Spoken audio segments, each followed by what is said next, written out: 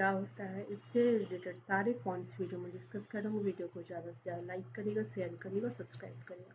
Rapid application development ये एक flexible software development approach है जो कि फोकस करता है फास्ट प्रोटोटाइपिंग, यूजर फीडबैक और इटरेटिव डेवलपमेंट को।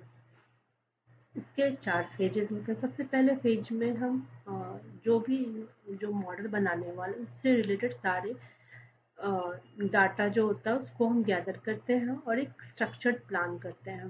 फिर है यूजर के डिस्क्रिप्शन। यूजर के डिस्क्रिप्शंस में हम जो यूज़र है उससे फीडबैक लेते हैं और प्रोटोटाइप जो होता है वो डेवलप करते हैं।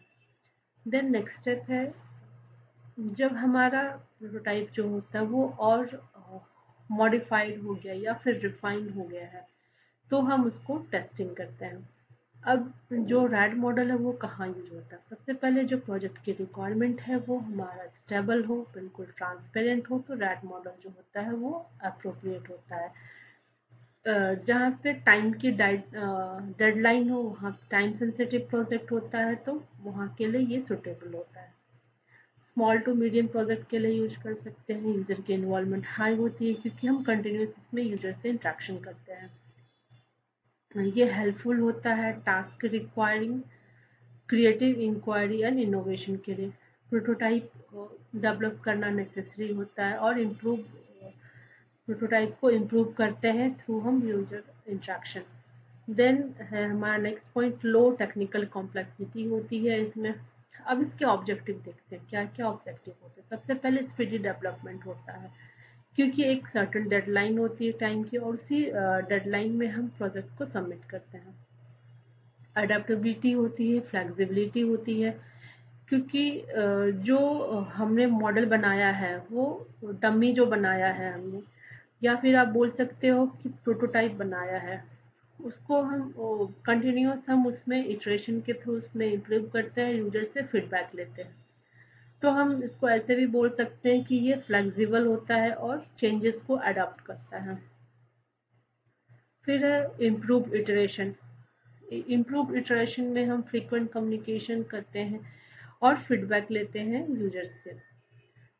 इम्प्रूव्ड क्वालिटी वाया प्रोटोटाइप, जिससे कि जो हमने प्रोटोटाइप बनाया है उसकी हम क्वालिटी को इम्प्रूव करते हैं कंटिन्यूअस इंट्रैक्शंस के थ्रू। और जो हम फाइनल प्रोडक्ट बनाए हैं उससे कस्टमर के सेटिस्फैक्शन को हम और इन्हांस करते हैं रैड प्रोडक्ट के थ्रू, या फिर red development red application development के थ्रू। फिर इसके एडवांटेज की ओर मूव करते हैं। सबसे पहला है कि फास्ट डेवलपमेंट देता है, अर्ली डिलीवरी देता है, हाई यूजर इन्वॉल्वमेंट रहता है, इसमें फ्लेक्सिबल टू चेंज होता है, रिड्यूस रिस्क होता है, बेटर क्वालिटी प्रोडक्ट हम देते हैं, इसमें कंपोनेंट रीयूजेबिलिटी होती है और इम्प्रूव प्रोडक्टिविटी होती है। अब इसके डिसएडवांटेज को देखते हैं। सबसे पहले हाई यूजर इन्वॉल्वमेंट होता है, लार्ज या फिर कॉम्प्लेक्स प्रोजेक्ट के लिए ये आइडियल नहीं होता है, इसमें स्किल्ड डेवलपर की रिक्वायरमेंट होती है, लेस एम्फेसाइज होता है डॉक्यूमेंटेशन के ऊपर, कॉस्ट हाई हो सकता है और डिपेंडेंसी होता है मॉडुलर डिज़ाइन पे। तो रैड अप्रोच के बारे में आपको ये वीडियो कैसा लगा? कुछ भी इंफॉर्मेटिव लगा होगा तो वीडियो को ज़्यादा से ज़्यादा लाइक करिएगा, शेयर करिएगा और सब्सक्राइब करिएगा। Thank you, thanks for watching.